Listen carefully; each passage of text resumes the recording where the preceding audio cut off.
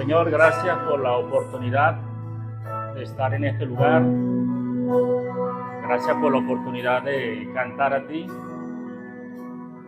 Gracias, Señor Dios, por tu misericordia de traernos a este lugar para adorarte, para reconocerte y para recibir tu bendición, Señor. Gracias por tu palabra. Gracias por nuestro Señor Jesucristo, que murió por nosotros y resucitó. Y hoy celebramos su presencia, su amor, su poder. Señor, tú conoces nuestros corazones, nuestras vidas, nuestros pensamientos, nuestras intenciones, y sabes de la condición de cada uno de los que estamos aquí, Señor. Te imploramos, Señor, que sea este un momento para ser tratado por ti, ser ministrado por ti, ser pastoreado por ti, ser asistido por ti, Señor. Si hay alguna soledad, alguna herida, alguna tristeza, alguna confusión, algún abandono, pastorea, Señor. Habla, sana, edifica, salva, Señor. Señor, quedamos en tus manos. Te rogamos, Padre, que sea tu nombre glorificado, que sea Jesucristo creído y que sean nuestras vidas bendecidas. Oramos en el nombre de Jesús. Amén. Pueden tomar asiento. Gracias.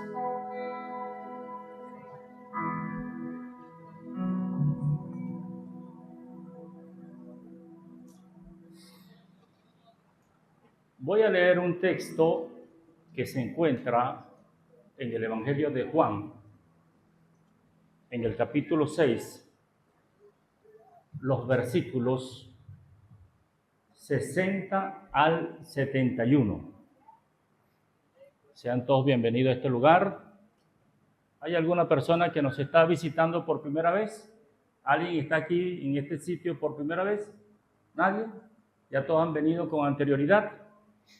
Sean todos bienvenidos.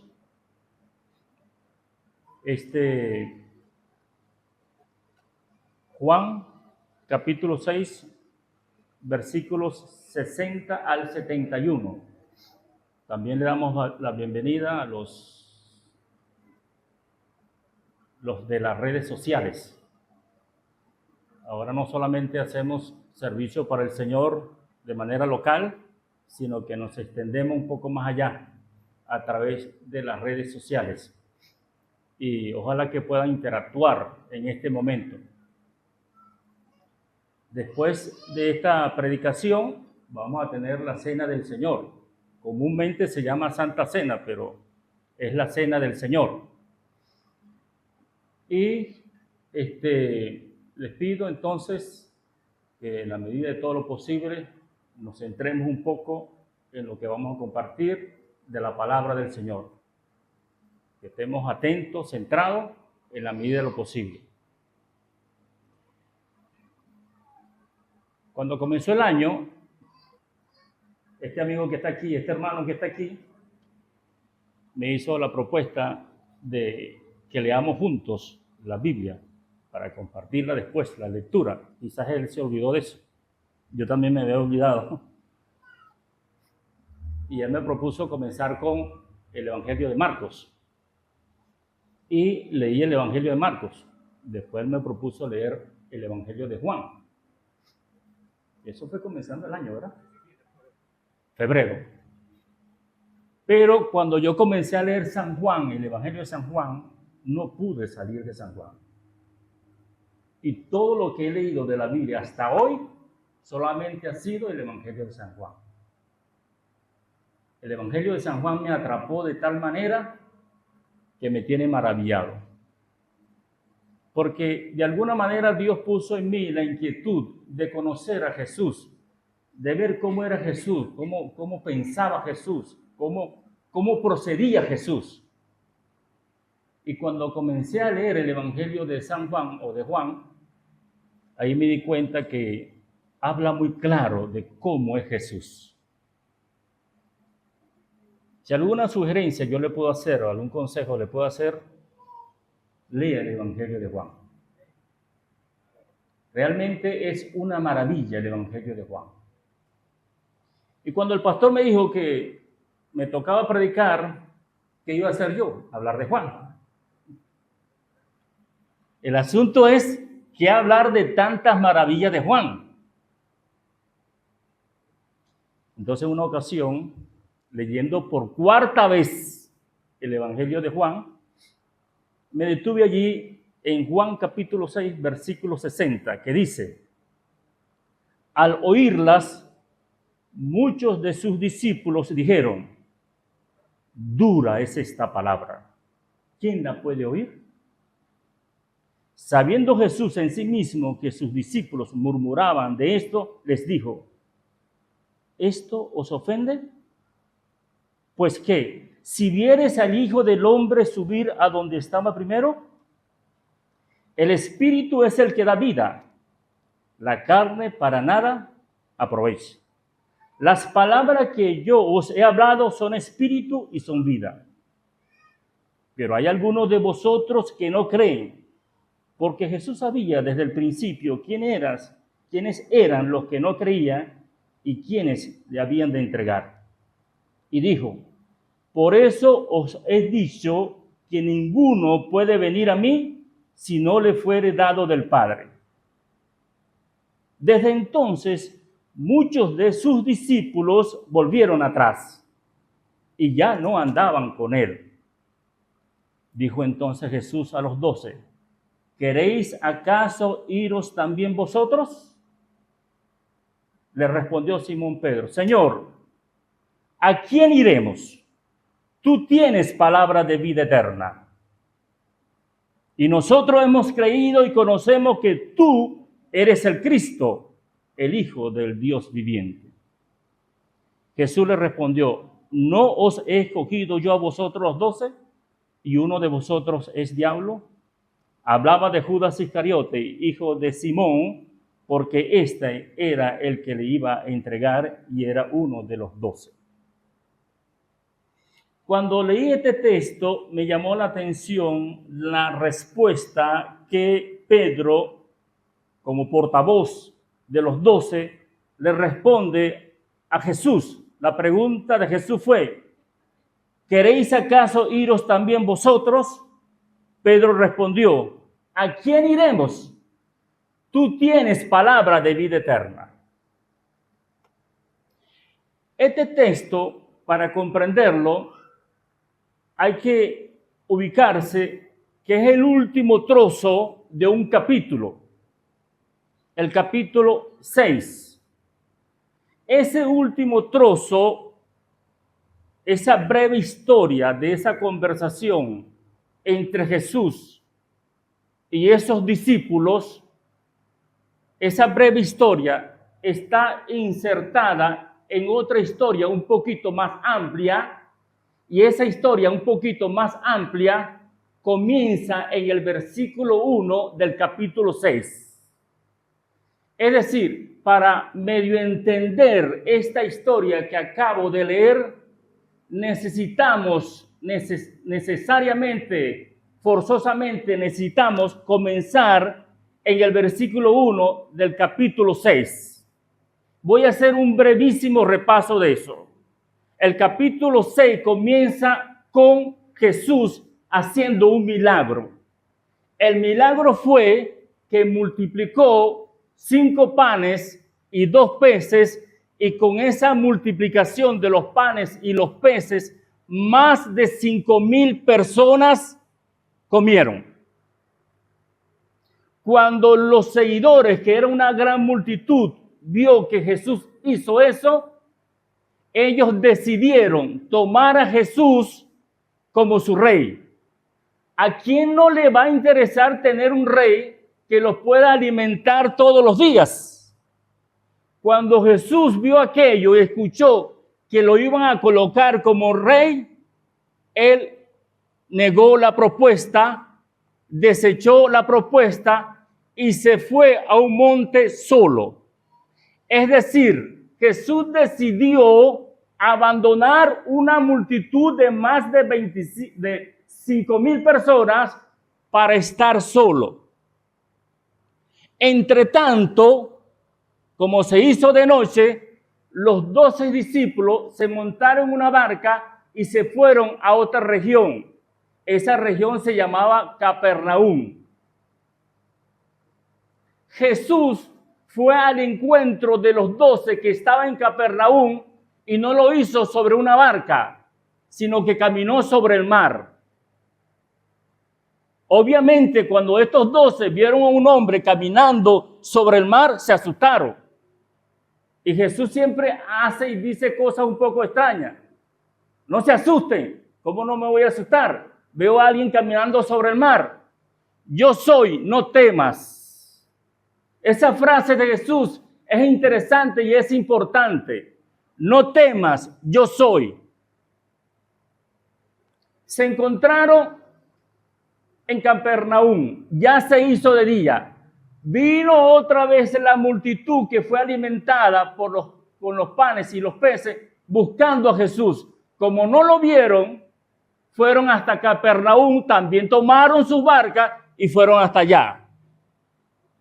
Cuando se encuentran con Jesús, lo primero que Jesús hace es reprocharlo y decirle: ustedes no me están buscando porque vieron el significado de lo que yo hice al multiplicar los panes y los peces.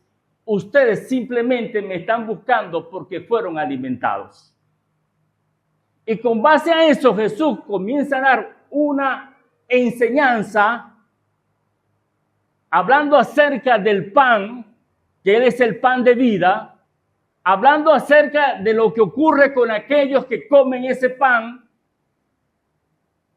Y cuando Jesús da esa enseñanza, entonces llegamos al texto que acabamos de leer. La gente escuchó la predicación de Jesús y dice en la Biblia que muchos discípulos tomaron la decisión consciente, voluntaria, de abandonar a Jesús, porque les pareció que esa predicación, esa enseñanza de Jesús era muy fuerte. Jesús, ante esa situación de que esa gran multitud se estaba alejando y los estaban abandonando, Él va y busca a los 12 discípulos y los confronta y les dice: ¿ustedes también se quieren ir? Es cuando viene la respuesta de Pedro: Señor, ¿a dónde vamos a ir? Tú tienes palabra de vida eterna. En esas palabras de Pedro es el título de este mensaje: Palabras de vida eterna. El título de este mensaje es Palabras de vida eterna. Y como yo sé que el tiempo aquí en la televisión es oro, entonces voy a tratar en lo posible de ser lo más concreto posible. Ante ese título, Palabras de vida eterna, hago 3 preguntas. Y por lo menos lo voy a decir una vez las 3 preguntas, por si acaso no me da el tiempo, como regularmente ocurre. Palabras de vida eterna. Primera pregunta: ¿cómo son esas palabras de vida eterna? Y la respuesta está en el texto. Segunda pregunta: ¿cómo nos llegó esas palabras de vida eterna? Y la respuesta está en el texto. Y tercera y última pregunta: ¿cómo recibir esas palabras de vida eterna? Y la respuesta está en el texto. Solamente les invito por un momento, que no tenemos mucho tiempo, de centrarnos un momento en este texto para escuchar a ver si Dios tiene algo para usted, como lo tuvo para mí. En primer lugar, ¿cómo son esas palabras de vida eterna? Y la respuesta la encontramos en el primer versículo que leímos, es decir, el versículo 60. Al oírlas, muchos de sus discípulos dijeron: dura es esta palabra. ¿Cómo es esa palabra de vida eterna? Es una palabra dura. Pero más adelante, 2 versículos después, dice también cómo es esa palabra. El espíritu es el que da vida, la carne para nada aprovecha. Las palabras que yo os he hablado son espíritu y son vida. ¿Cómo son esas palabras de vida eterna? Son espíritu y son vida. Pero como el tiempo es oro, yo sé que no voy a explicar todo eso, me voy a concentrar en una sola respuesta. Las palabras de vida eterna son duras. ¿Por qué son duras? ¿Por qué le resultó a esta gente dura esas palabras? Porque la verdad es que para este momento, para este entonces, posiblemente para usted, posiblemente para mí, no resulten duras las palabras. Pero ¿por qué son duras las palabras de vida eterna? ¿Saben por qué? Porque Jesucristo dijo, yo soy el pan de vida. El que a mí viene nunca tendrá hambre. Y el que en mí cree no tendrá sed jamás. Cuando Jesucristo da la enseñanza, Él da una enseñanza acerca de sí mismo. Él dice, yo soy el pan de vida. Él se está definiendo, está haciendo referencia a sí mismo. Él está diciendo quién es. ¿Quién es Jesús? El pan vivo. Yo soy el pan de vida. Y dice que el que come ese pan nunca jamás tendrá hambre. Por deducción digo que la única manera de tener vida es comiendo de ese pan. No es comiendo de otro pan. En ese caso, ¿por qué resulta dura esta palabra? Porque los judíos ya habían dicho anteriormente, nuestros padres comieron del maná en el desierto. Y realmente ese era algo para ufanarse, para sentirse orgulloso. El pueblo elegido de Dios Israel, que tiene padres como Abraham, como Isaac, como Esaú.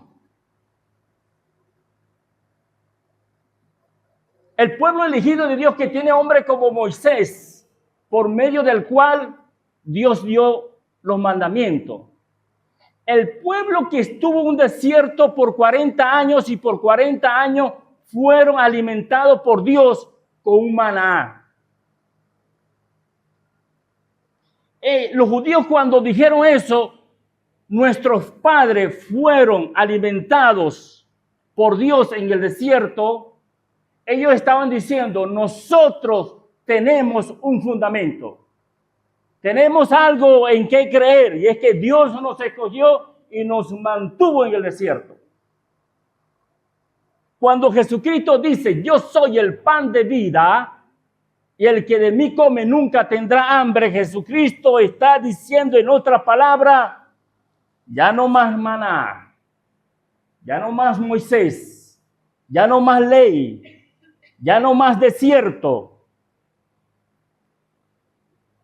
Vuestros padres comieron el maná en el desierto y murieron. Yo soy superior, dice Jesús, porque el que come de mí no va a morir, sino que tendrá vida eterna. Eso implicaba que los judíos tenían que dejar a un lado ese asunto de su orgullo, del maná, de la ley de Moisés y de los padres de ellos.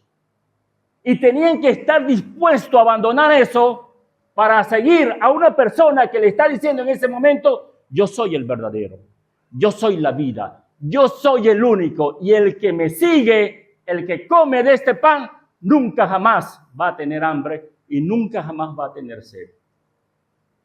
Era dura, claro que era dura porque la exigencia de Jesús era la superior, era la mayor. es abandonar todo para seguir a Jesús. Ante esta situación, un grupo de seguidores de Jesús tomaron la decisión de abandonarlo porque ellos no estaban dispuestos a dejar todo lo que habían tenido, toda su creencia, toda su formación, toda su estructura, todo lo que tenían. No estaban dispuestos a dejarlo por un hombre que ahora le viene a decir que Él es la vida, que Él es el eterno, que Él es el que da la vida eterna. Entonces dice allí la Biblia, muchos de sus discípulos volvieron atrás. Yo creo que cualquier predicador en este entonces, cualquier pastor, yo no sé si es nuestro pastor, pero yo creo que cualquier pastor que tiene una iglesia de multitudes y comienza a ver que la gente se está yendo de la iglesia, oye, se pone triste, por lo menos.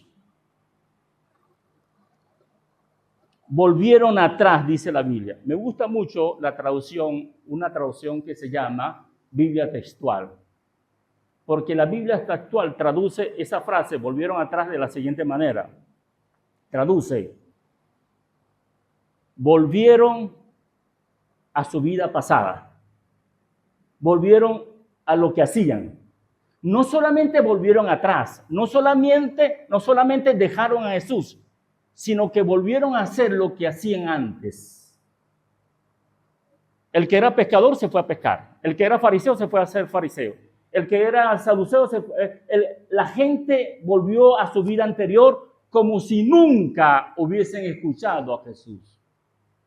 Volvieron atrás. La presencia de Jesús, el mensaje de Jesús, los milagros de Jesús, la sanidad de Jesús, no tuvo efecto en estos discípulos de Jesús.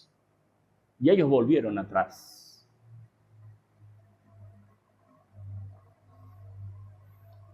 Yo tuve un amigo que era hermano, digo que era porque ya falleció, y nosotros asistíamos a la misma iglesia.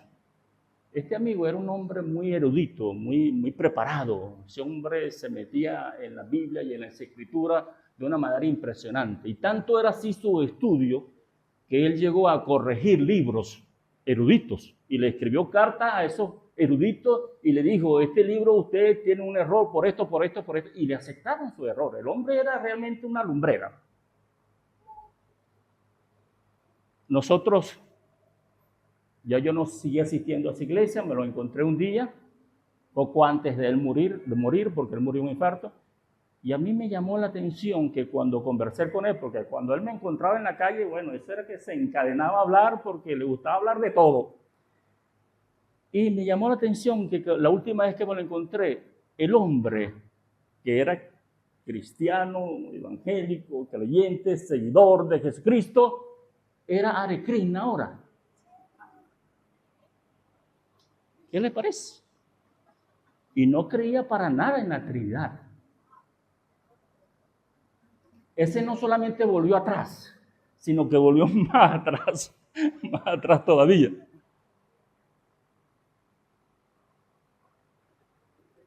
En esa iglesia también conocí a una persona, hermana, una amiga, que después, yo cuando salí de esa iglesia, me la encontré después haciendo unos estudios y conversando me dice, no, yo ahora no asisto a esa iglesia y no soy cristiana, no soy evangélica, ahora soy testigo de Jehová. Los testigos de Jehová no creen que Jesucristo es Dios. Los testigos de Jehová no creen en la vida eterna para los creyentes en el cielo. Los testigos de Jehová no creen en la Trinidad. Y a mi manera de ver, yo respeto la idea de cada quien, pero a mi manera de ver no solamente volvió para atrás, sino que volvió más atrás todavía. Había un grupo de personas que cuando escuchó el mensaje de Jesucristo, decidieron no seguir a Jesús. A veces nosotros asumimos que los que están en la iglesia son creyentes y los que no están en la iglesia no son creyentes.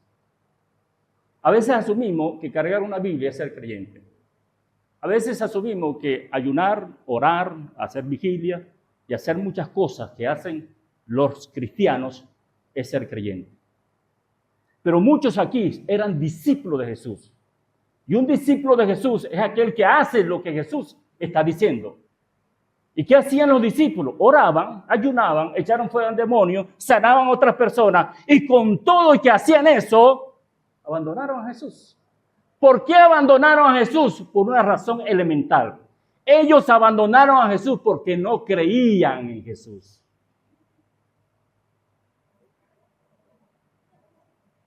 Pero Jesús, dice la Biblia allí, que Él sabía desde siempre quiénes creían y quiénes no creían. Por esa razón, hermanos, nosotros, ninguno de los que está en este lugar, ninguno de los que está en esta tierra, ningún ser humano tiene la facultad para juzgar a otra persona. Nosotros vemos lo de afuera, pero nadie ve el corazón. Por lo tanto, usted y yo no estamos facultados para juzgar a nadie.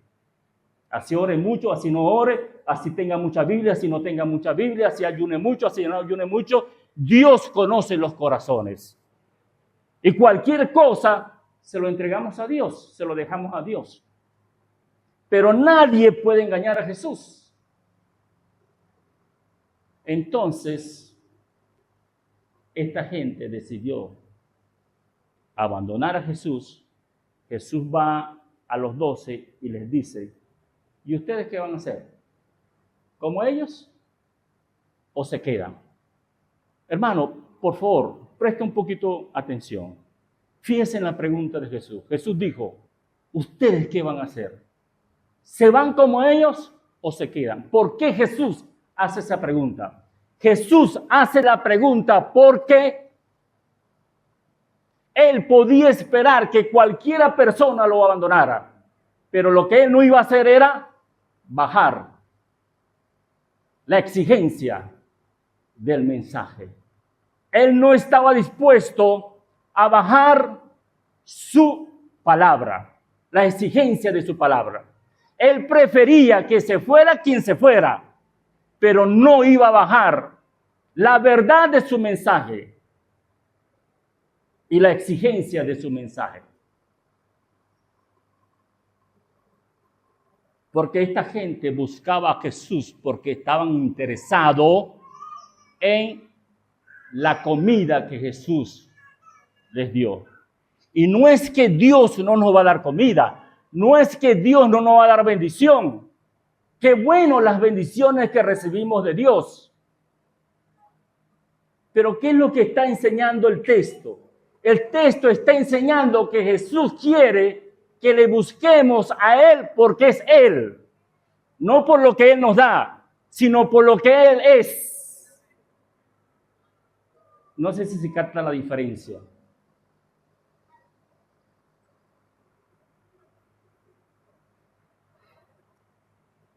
Hermanos, digo esto con mucho respeto. Yo he orado mucho por este mensaje y usted no sabe cuánto yo he temblado para predicar. Porque cada vez que me dicen para predicar, yo comienzo a temblar desde ese día. Hace un mes ya estoy temblando. Yo temo, hermano, yo temo que en la actualidad, en muchas iglesias, en muchos púlpitos, en muchas congregaciones, se está rebajando el mensaje de Jesucristo. Se está rebajando porque en las iglesias los pastores y los predicadores no quieren que la gente se sienta incómoda, que la gente se vaya. Entonces hay que tratar de acomodar el evangelio o el mensaje o la iglesia para que todo el mundo esté contento y satisfecho. Ganar, ganar. Es la filosofía de por allí. Ganar, ganar, que todo el mundo gane. ¿Usted cree que si Jesucristo se presenta en este momento va a estar dando un mensaje como los que se da actualmente? Buscando que la gente no se vaya de la iglesia o que la gente no se moleste o que la gente se sienta incómoda. Jesucristo está dispuesto a lo que fuera, pero nunca a rebajar su mensaje, su verdad y su exigencia.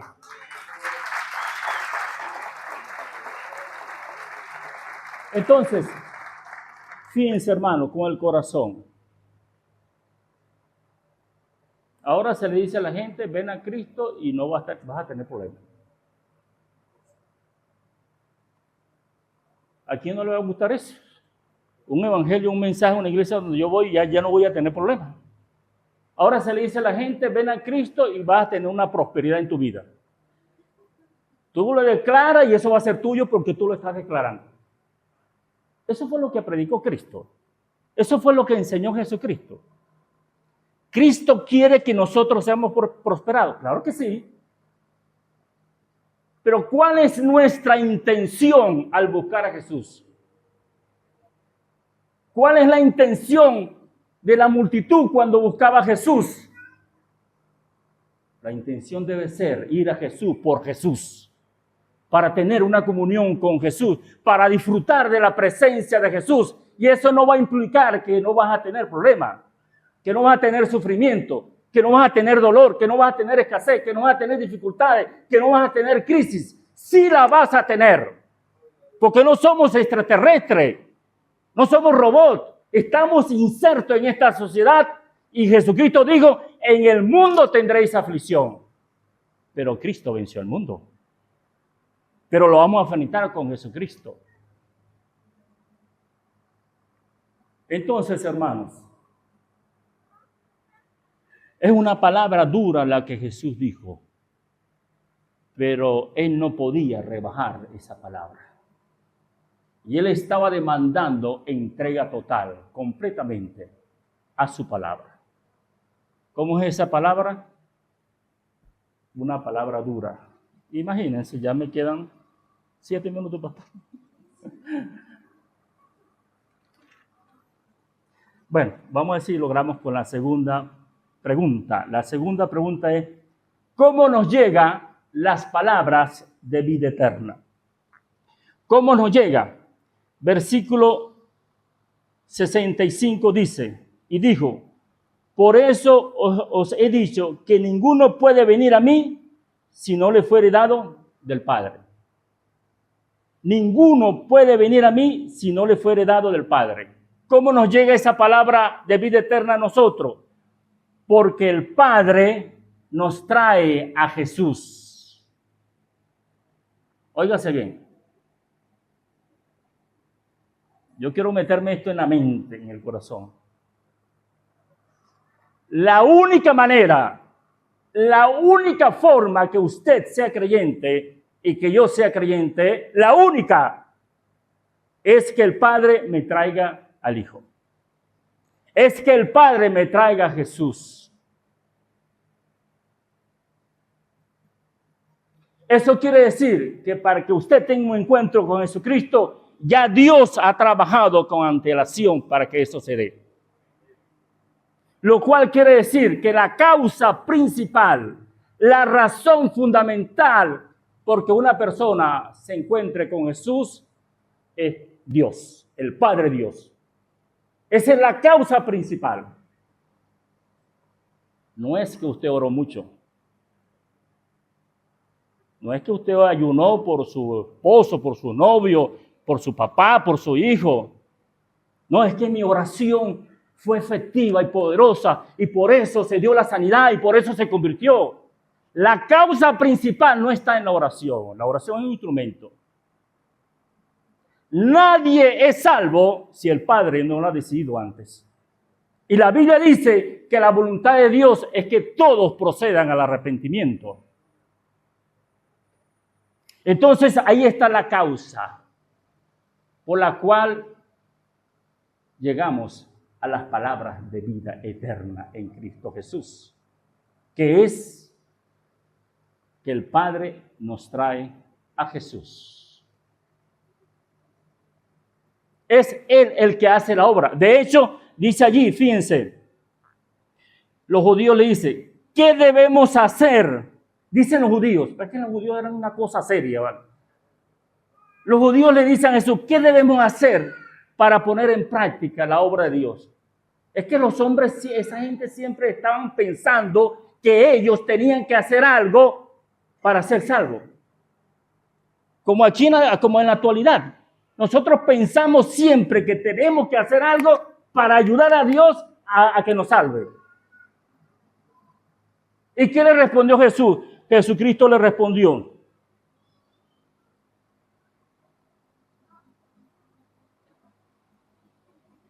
esta es la obra de Dios. Qué maravilloso, ¿no? Jesús. Qué impresionante la respuesta de Jesús. Esta es la obra de Dios. Luego Dios pregunta, ¿qué tenemos que hacer nosotros? Jesús le responde, esto fue lo que Dios hizo para que tú seas salvo. Esto es lo que Dios hizo. No importa lo que tú hagas, lo importante aquí es lo que hizo Dios. Es lo que está diciendo Jesús. ¿Y cuál es la obra de Dios según lo que está diciendo Jesucristo? Que creáis en el que Él ha enviado. Lo que Dios hizo, lo hizo para que usted y yo creamos en Jesús, que fue el que Él envió.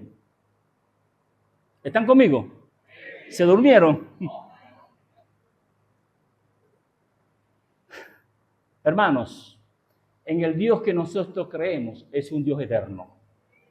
Es un Dios todopoderoso. Es un Dios que todo lo sabe. Es el Dios que hizo la obra perfecta para que usted y yo fuéramos salvos. Mira, si fuera por mí, yo jamás y nunca en la vida hubiese sido salvo. Jamás. Yo no hago nada para ser salvo. Dios tuvo tanta misericordia de mí, que si no fuera por la misericordia de Dios, jamás y nunca yo hubiese sido salvo. Jamás.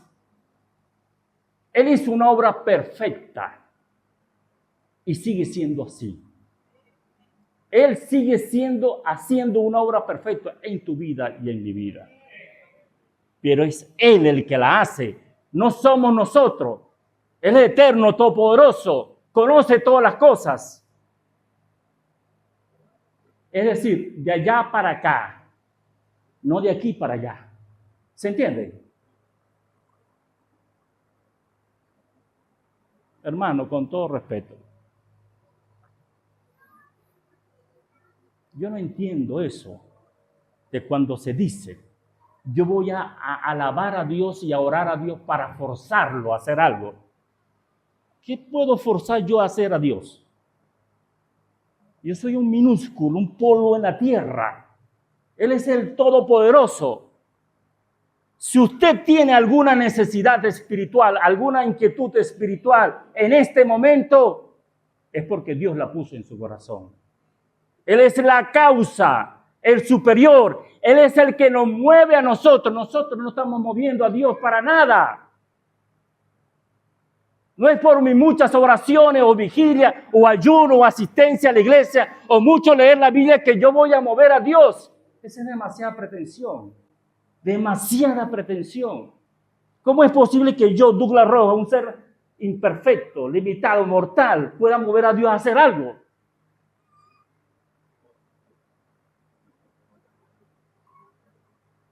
Los judíos creían así, que con sus muchas oraciones, yo no estoy diciendo que nos vamos a orar, por favor, no estoy diciendo que nos vamos a ayunar, por favor, no estoy diciendo que nos vamos a hacer vigilia, por favor, entiéndese la cosa.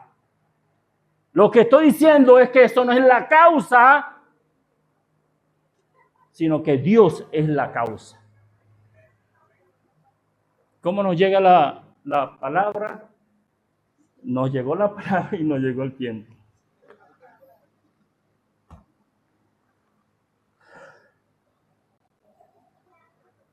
¿Cómo recibimos esa palabra? Una sola respuesta. Por medio de la fe, por medio de creer. Solamente creyendo. No estamos aquí para sentirnos o no sentirnos. Mira, yo me he sentido triste muchas veces, me he sentido solo muchas veces. A veces le he dicho, Dios mío, ¿por qué? ¿Dónde estás tú? Y Dios no habla, ni me dice, ni hay un trueno, ni un silbo apacible, ni nada de eso. Y es como que Dios me dijera, cree, solamente cree, más nada. Pedro le respondió a Jesús, nosotros hemos creído que tú eres el Hijo del Dios viviente. La respuesta única que se pide ante esta palabra de vida eterna, lo único que Dios está pidiendo de ti en este momento es que creas en Jesucristo. Por favor, hermanos, no perdamos el tiempo pensando que este mensaje o esta palabra o este texto de Juan son para los incrédulos, los que están allá afuera o los visitantes. Aquí está hablando a discípulos, seguidores de Jesús. Y Pedro está reafirmando su fe y su creencia al decirle a Jesús: yo creo que tú eres el Cristo, el Hijo del Dios viviente. No piense que es para otra persona, es para usted y es para mí. Reafirme su fe en Jesucristo. Se lo dice a alguien que se siente muchas veces débil, frágil. Pero vamos a apoyarnos y a reafirmar nuestra fe en Jesucristo. Yo te invito a poner tu fe en Jesús, tu confianza en Jesús, a que Jesucristo sea alguien en tu vida, alguien con sentido, con significado. Voy a terminar con esto. Cuando yo salí de Margarita, yo salí con la afición, con el apego a dos personajes. Uno fue un escritor y leí casi todas sus obras. Digo casi todas sus obras porque hay un librito que es cortico, que yo no sé por qué yo no puedo terminar de leer ese libro. Lo he comenzado a leer como 6 veces y nunca lo termino de leer. Pero otros libros de ese escritor que son extensísimos los he terminado. Salí con el apego y la afición a ese escritor y a un cantante, un artista. Cuando vengo para Los Teques, yo estoy pendiente de ese artista, de ese cantante, y todo lo que salía en la noticia de ese cantante, yo lo leía en las noticias, todos los discos que sacaba, la música, yo los guardaba, los coleccionaba y todo eso. Un día escuché que ese cantante venía a Venezuela, porque es un extranjero, venía a Venezuela, y se iba a presentar en el Teresa Carreño. Bueno, hermano, yo hice todo lo imposible para ir a ese concierto. Lo imposible. En cuanto a costo, en cuanto a hora, en cuanto a transporte, lo que fuera. Cuando llego allá al Teresa Carreño, en una cola extensa, no importa la cola. Yo quería escuchar y ver a ese hombre. Un hombre. Bueno, logré entrar al auditorio y todo oscuro. Primera vez en mi vida que yo vi un concierto, y de hecho es el único concierto que he ido. Y todo oscuro, y de repente sale una luz, un farol, un foco, y alumbra el centro. Sale aquel hombre, se posesiona en el centro, y cuando él sale, comienza a sonar la canción predilecta mía de ese cantante.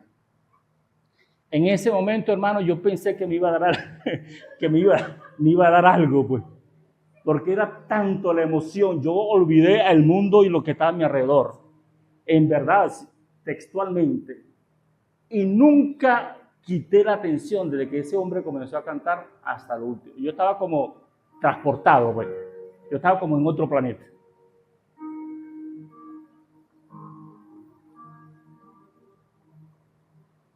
Hermanos, así debe ser con Jesucristo y mucho más.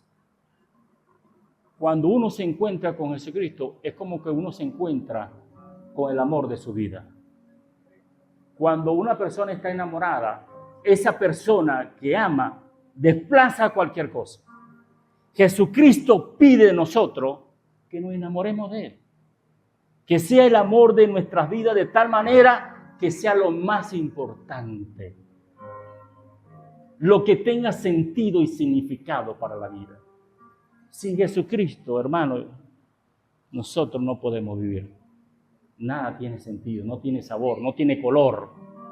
Jesucristo le da color a la vida. No es que no va a haber problema, pero lo vamos a tener con Jesucristo. Vamos a orar. ¿Hay alguien aquí que quiera decirle a Jesucristo: yo te entrego mi corazón, yo te entrego mi vida?